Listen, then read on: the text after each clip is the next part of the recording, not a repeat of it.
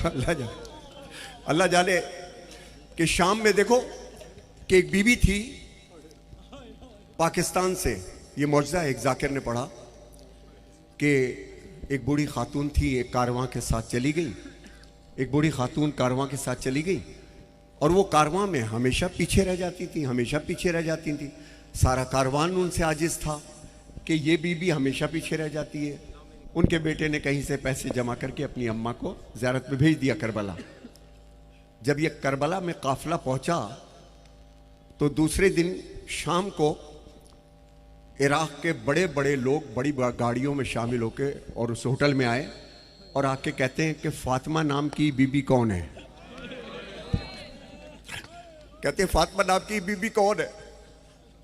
तो लोग हैरान हो गए, अरे ये नाकारा सी बीबी, इसकी वजह से पूरा काफिला लेट हो जाता है, हमेशा पीछे रह जाती है, हमेशा बैठ जाती है। ये बीबी की इतनी अहमियत। 3 गाड़ियां रुकी और गाड़ियों से उन बीबी को लेकर के आए कि चलो बीबी तुम्हें बुलाया है।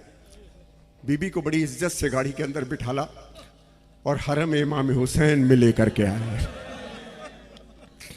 ये वाक़या है सरकार, हरम इमाम हुसैन में लेकर के आए और बीबी से कहा उतरो और जाओ जरी पे, तुम्हें मौला ने बुलाया है। अब सुनो कि ये पाक बीबी उतरी, इसके हाथ में वही पोटली थी जो पोटली किसी को दिखाती नहीं थी। ये पोटली किसी को दिखाती नहीं थी। होगी कराची के गरीब की, किसी बस्ती की, किसी गरीब बस्ती की, किसी गरीब बेटे की माँ होगी। और माएँ तो सब गरीब होती हैं, माएँ सब गरीब होती हैं। ईद के दिन भी तुमको पहना देती है, खुद पुराने कपड़े पहन लेती है। कितने अमीर बाप का बेटा हो, कितना ही अमीर बेटा हो, मां फिर भी गरीब मिलेगी। तो ये खातून जरी पे गई। अब सुनो इकबाल अदर साहब, सुनिए। ये जरी पे गई, जरी पे जाके सलाम किया और सलाम करके कहने लगे कि ये पोटली मैंने बरसों से खोली नहीं। और वो पोटली खोली और उसमें से कुर्ता निकाला और कुर्ता निकाल के जरी के अंदर डाला। ये तेरे अकबर का कुर्ता।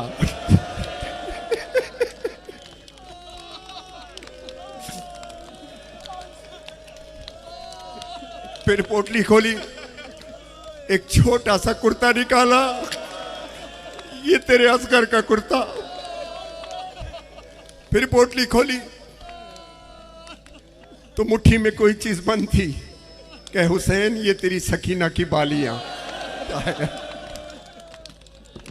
इसके बाद उस बीबी ने अपनी चादर को उतारा और चादर उतार के कहता मुझे जरूरत नहीं है तेरी बहन के लिए चादर।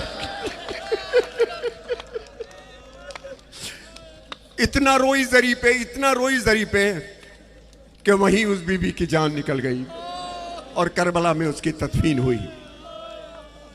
तो आपने देखा कि कब हुसैन का बेटा, कब हुसैन का मानने वाला, कब हजरत हुर, कब मालिक अश्तर, कब हुसैन का कोई प्यार करने वाला आपकी तरफ देखे और आपकी नस्लें बामुराद हो जाएं।